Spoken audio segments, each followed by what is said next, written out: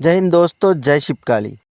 Cycle से भारत यात्रा करते हुए फ़िलहाल मैं पहुंच चुका हूं असम के शिवसागर डिस्ट्रिक्ट में। और यहां पे फ़िलहाल आज कुछ 2 दिन से रुका हुआ हूं और यहां पे एंजॉय कर रहे गांव की शांत वातावरण को।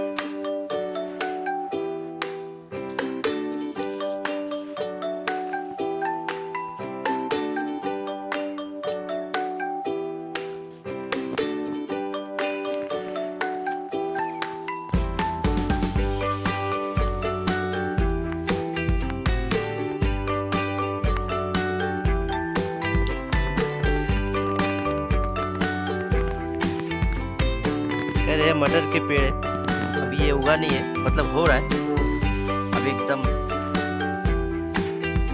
खाने लायक तो बिल्कुल नहीं है, कुछ दिन बाद हो जाएगा।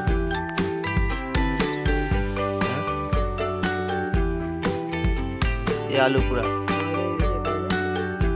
आपका है? अच्छा, कह रहे हमारा है, ये आलू का खेत है, बीच में मटर का है, धनिया है।